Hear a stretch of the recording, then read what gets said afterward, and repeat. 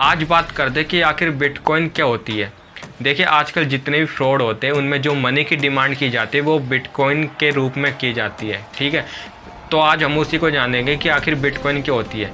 देखिए, बिटकॉइन एक digital currency है। ठीक है, ये कोई फिजिकली हम उसको ले नहीं सकते, ये डिजिटल फॉर्म में सेव होती है। ठीक है, वो हमारे फ़ोन में भी हो सकती है या फिर हमारे कंप्यूटर में हो सकती है। ठीक है, डिजिटल फॉर्म में वो करेंसी सेव होती है और ये एक इलीगल करेंसी है। मतलब बिटकॉइन को किसी भी वर्ल्ड के किसी भी देश ने मान्यता नहीं दी है। मतलब कि ये गैर कानूनी करेंसी है, इसलिए किसी भी देश का इस पर नियंत्रण नहीं है क्योंकि ये इलीगल करेंसी है। लेकिन इसके बावजूद भी ऑनलाइन प्लेटफॉर्म पर इस करेंसी का बहुत ज़्यादा यूज होता है और इस करेंसी की शुरुआत सन 2009 में हुई थी।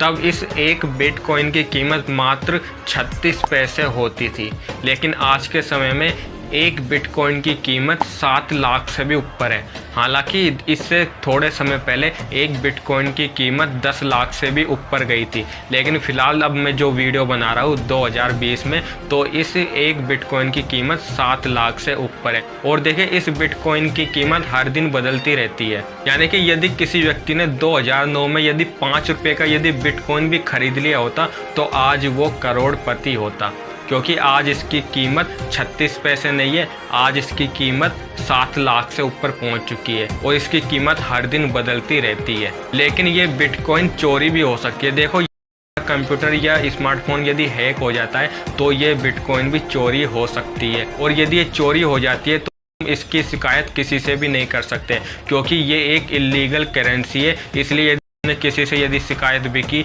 तब भी कोई भी सरकार मदद नहीं करेगी क्योंकि ये इलीगल करेंसी है और किसी का भी इसके ऊपर कोई भी नियंत्रण नहीं होता है। तो अब समझ गए होंगे कि जो भी फ्रॉड होता है उसमें ये बिटकॉइन की डिमांड क्यों जाती है, क्योंकि किसी का भी इसके ऊपर कोई भी नियंत्रण नहीं होता कि किसको ट्रांजैक्शन किए गए, कहाँ से ये मनी ली गई है, किसी को कोई भी मतलब नियंत्रण नहीं होता, किसी को कुछ भी पता नहीं चलता। इसलिए फ्रॉड होने पर बिटकॉइन की डिमांड की जाती है। और यदि इस बिटकॉइन में यदि इन्वेस्टमेंट करना चाहते हो तो देखो, पहली बात तो ये है कि ये इलीगल करेंसी है, इसलिए इस पर मतलब इन्वेस्टमेंट मत करो। लेकिन फिर भी यदि इन्वेस्टमेंट करना चाहते हो तो थोड़ा सोच समझ कर करना, क्योंकि बिटकॉइन करेंसी की जैसे ही ऑनलाइन बहुत सी करेंसी आ गई तो फ्रॉड के शिकार भी हो सकते हो। इसलिए यदि किसी वेबसाइट में यदि इस पर इन्वेस्टमेंट करते हो तो उसको ज़रा ध्यान से चेक कर लेना वाकई में ये रियल बिटकॉइन की वेबसाइट है या फिर कोई फ्रॉड है।